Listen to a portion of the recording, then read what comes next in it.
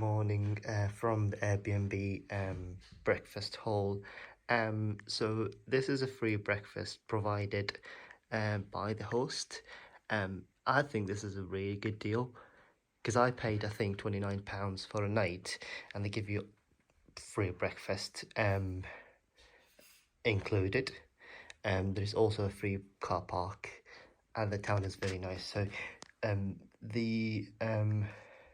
they are still bringing more food, so I'm not gonna eat yet, but I think it is a very good value for money. So what I'll do, I'll just put the link for this Airbnb in the description. If anybody is interested, they can just book this one. I think it was fantastic.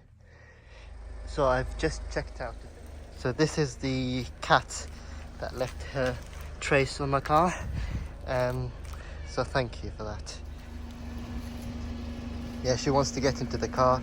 No, no, no, no. You're not allowed here. No, no, no. Get out. Oh. What are you doing? Get out. Out.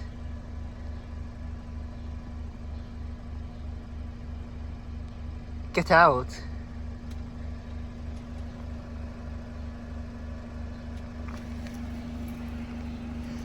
Okay, so I thought I would explain the itinerary for today just pretty quickly. So today's day 3, and that would it's a Sunday. So I'm going from the Black Forest, the Airbnb there, to Rhine Falls, and that would be around 100 kilometers, so it's not far from here. And it says here it's going to be an hour and a half drive, so that's fine. And then following that, I'm going to Interlaken. So let's have a look and see how far is it from Rhine Falls. Interlaken, Switzerland. That would be another 172 kilometers, and that would be roughly 2 hours. But let's just change that to avoid tolls and see what we're getting. So, oh gosh, so that would be an extra almost 2 hours. Fine. Not sure which route I'll take. I think I would need to get some vignettes before going to Switzerland.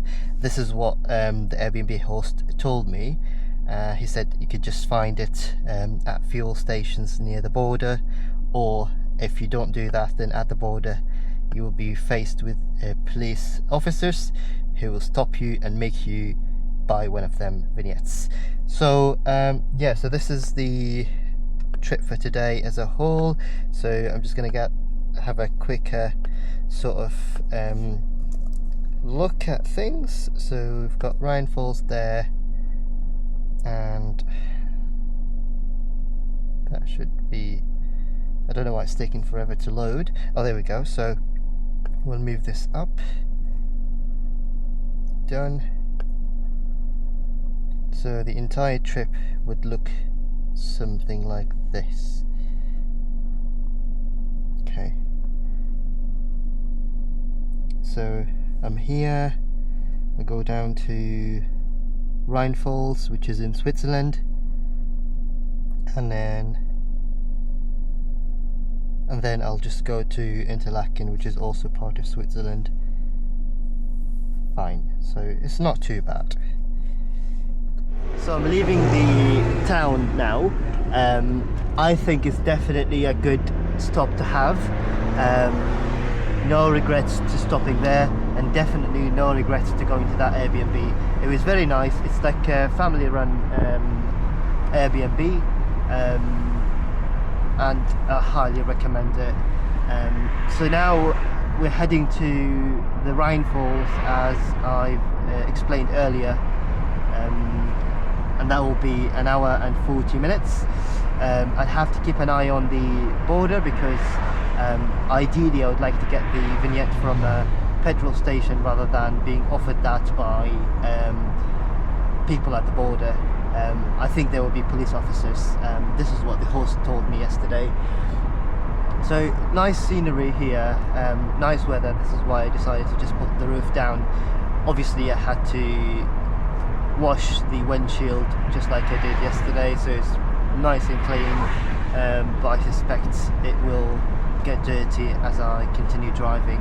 I don't think I'll encounter any more autobahn, which is fine because the whole idea was I just wanted to experience it, and I've had that yesterday, so that's all I need. So I'm still not far off from where I started the journey for today, and I'm just crossing through some small towns on the route. I think most of the trip is going to be like small roads like these, passing by lots of little towns and villages. So yeah, I think if I go through some nice towns with like nice sort of houses and things like that, I'll just record these too. Okay, so I just got here and the navigation is telling me go left, but there is no left. So I'm not quite sure where to go now. Yeah, it's completely blocked. And I don't think I'm allowed to go that way. Or am I? Maybe I am. Because there's no sign that you're not allowed to get in there. So I will just try and squeeze myself there and see where it takes me. Because I'm not sure if I'll find another route to get there. So we'll see where this takes us. I mean, there is a village here, so definitely there needs to be some sort of route for these people to get out of here. So I think what I've done is actually fine. I think it's fine, yeah. We'll just keep going. Yeah, it's going fine, yeah. So thankfully it's okay, because I didn't know where else to go. That definitely there will be other routes, but like I didn't want to divert the route and add, I don't know how long it will add to the trip. So this is nice. Okay, so we'll keep driving then. Yeah, this is definitely not my favorite type of roads, and it's certainly not the best for the car. This is the problem with having a car like this, where it's very low, so you'd have to be extra cautious that it doesn't hit the lower part of the car, or it doesn't break the suspensions. Yeah. So the roads are quite twisty now, however you get rewarded with some nice scenery, which is a very positive thing. I quite like the scenery that I've seen in Germany and en route to Switzerland, definitely. However, I think the route like from France to Belgium to Luxembourg I think it was just meh. It was alright, it wasn't impressive, it was just fine. But certainly the nature in Germany and Switzerland is just incredible.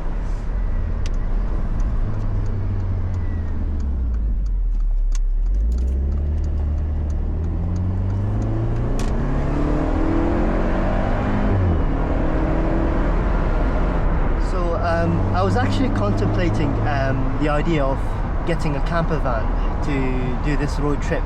However, I mean, I think when driving on twisty roads like these, I get the appreciation of having a car that is nippier,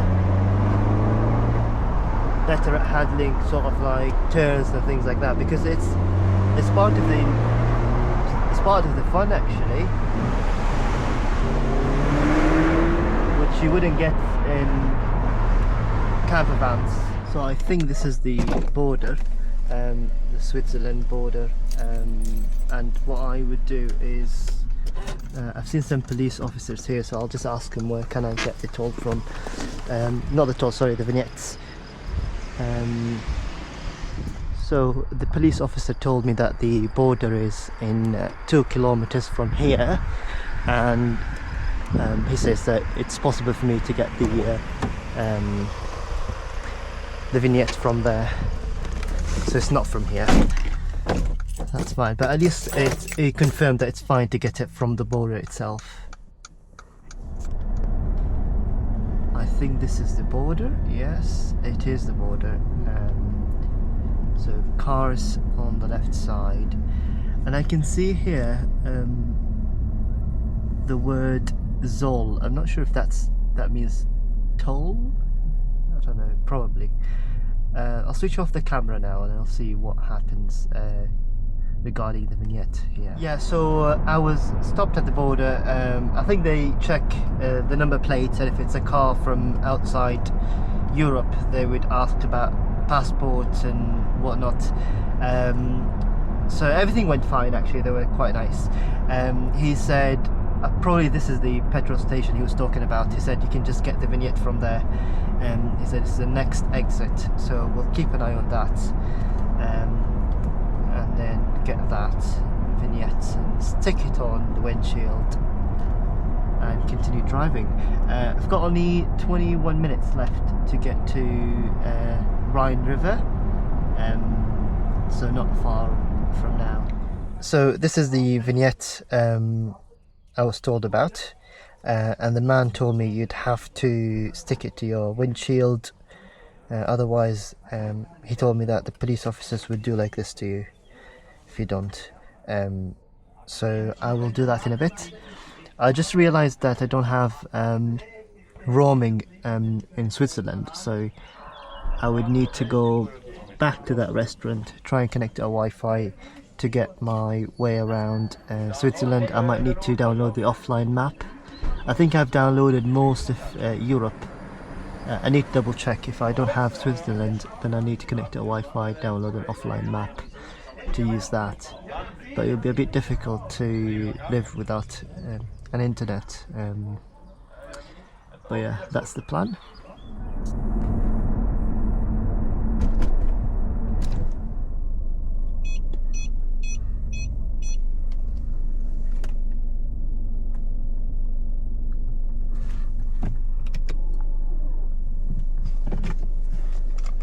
So that's the walk to the Rhine Falls.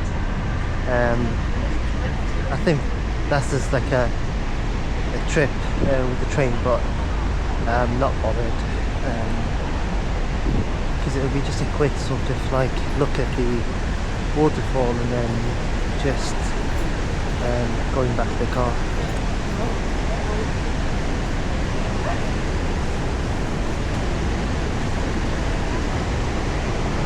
That looks very, very beautiful.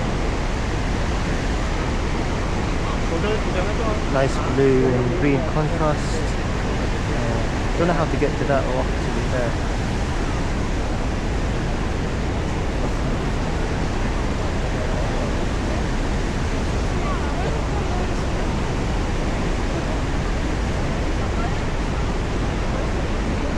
So these are some facts about the Rhine Falls. 15,000 years. So you can walk further down that path, which is quite long, and it goes all around this lake, and presumably it will give you view of the fall from different angles. I think probably to get to that big rock you need to use the boat, which is not free, obviously. Yeah, I'm not interested to go there. I think I need to check if I can fly my drone here, and if I can, then probably I'll just get some videos of that too. So here we are flying over the Rhine Falls. This is actually the largest plain waterfall in Europe. Honestly, I knew it was going to be big, but seeing it from above was just different. So we're just surrounded by some trees in that area, and we can see here the calm nature of the river.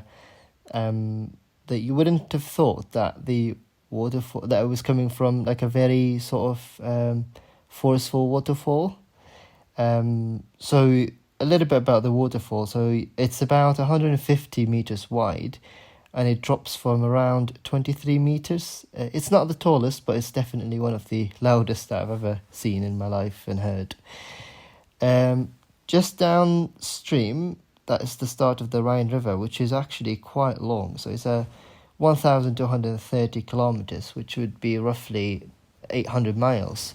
And it goes through 6 countries, starting from from Switzerland, goes down to Liechtenstein, Austria, Germany, France, and finally the Netherlands before it reaches the North Sea.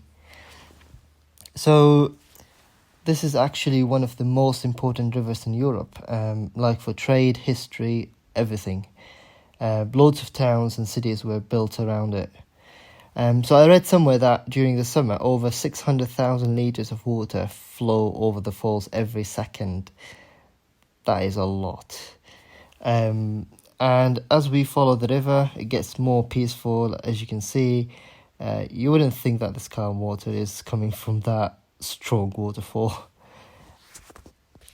There is something really satisfying about seeing the transition from that strong nature of the waterfall to the calm nature of the river. It's definitely something interesting. Yeah, so this is a bit about the Rhine River and the Rhine waterfalls. It's definitely one of the highlights of the trip, and if you are coming to Switzerland, you would need to visit that place because it's just one of the highlights.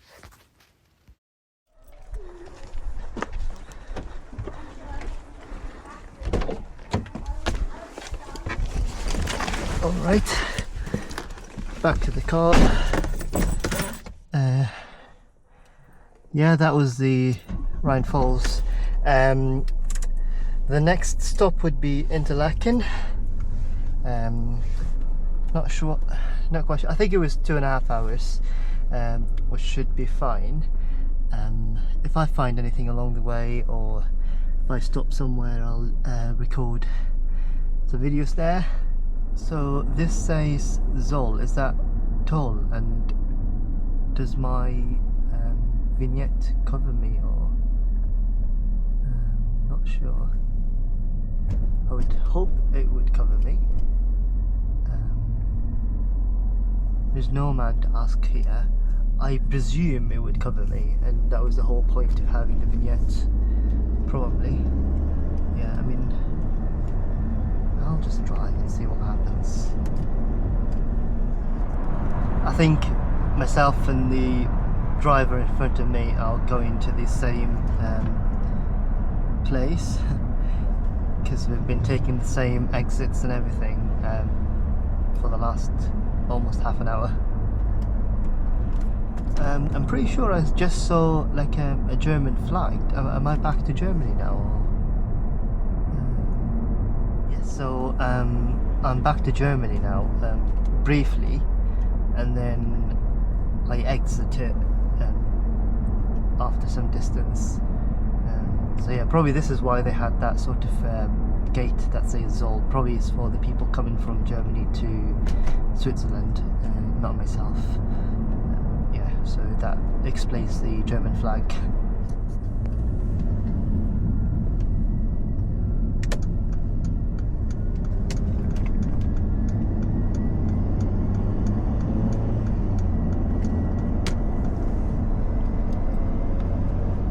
No motorway yet. I suspect that there wouldn't be any motorway on the way to Interlaken because it says 67 miles. So 67 and 2 hours and 20 minutes. So that is most likely to be entirely just small roads with 60 or 80 kilometers an hour speed limit. So I'm not very optimistic. I did see a motorway, but I don't think I'm going to join it, and even if I do join it, it won't be for long. Most likely it'll be just a short section because the numbers just indicate that it will be mostly just small roads with reduced speed limits. So I've decided that I will basically I will just basically go for the toll road just to save time. So if I opt for that, it will save me an hour and 20 minutes, and that is worth more than whatever they're gonna ask for. Yeah, so I will do that, because 2 hours and 20 minutes for literally 67 miles, that is just too much. So this is 72 miles and it would be 1 hour and 20 minutes. I will definitely go for that. I think I should have done it from the beginning, but I mean, I didn't expect it to be that bad. So yeah, motorway it is. Hit some traffic now. Not sure how bad it is because I haven't gotten any data to get an online map to check the severity of this traffic or why it was caused. So finally out of that traffic, took us about half an hour. So there was 3 cars that crashed into each other. Nothing major, it was quite like minor accident, and everybody looked fine. Police was there, so that's why we were stuck. But thankfully we're out of it now, and we are continuing to drive. We've got 49 minutes left, which is not too bad. So I can see the sign now for Interlaken. I need to be on the middle lane, and you can see in the background the mountains covered in snow. Not sure if the camera would be good enough to capture that. So we're back on the twisty roads. I'm not sure if you can see it on the screen here, but it's very twisty. But we don't have much left. I think we've got only less than a mile to get to the village that I'm going to.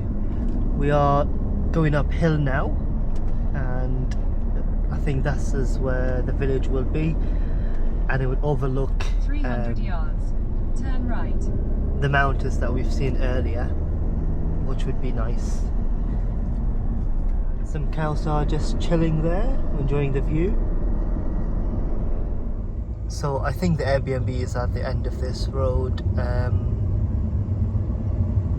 Yeah, so this is the view I have from my hotel, which is absolutely amazing. I think at some point this evening I'll fly my drone here, because I can imagine it will look very, very pretty from the top. It looks very nice. I've checked in and there's plenty of space for my car, and the variety of options for food is quite limited, so I might not have the best food type while I'm here, but I mean, it's fine. So I'm on the second floor here. There we go. I've already checked in, went to my room, which is in the attic. So it's nice and cozy. All I needed is just a bed to sleep on, and that is it. It's got a sink here, and then we've got a shared shower, which looks absolutely fine. There we go. I think it was £50 a night, which is reasonably priced for Switzerland. So I think that was the cheapest. Now, in terms of food, they've got dinner here that they said is for roughly 50 euros, 40-50 euros, which I think is a bit too expensive, but there are some other restaurants nearby, so I'll check them on the maps and see what they offer, and then decide where I'm gonna eat. So I just realised that I've got a bit of a problem here, because the type of adapter they use here in Switzerland is just completely different to what I'm used to. So what is that even? Oh, so I've got two. I've got one that fits in Italy and one that fits in most of Europe, but not this one. And I'm gonna run out of battery in all of my gadgets, and I'm staying here for 2 nights, so I don't know what I'm gonna do. Hopefully reception would give me some adapters if they do have spare ones. Hopefully they had an adapter that I could use, so that was nice.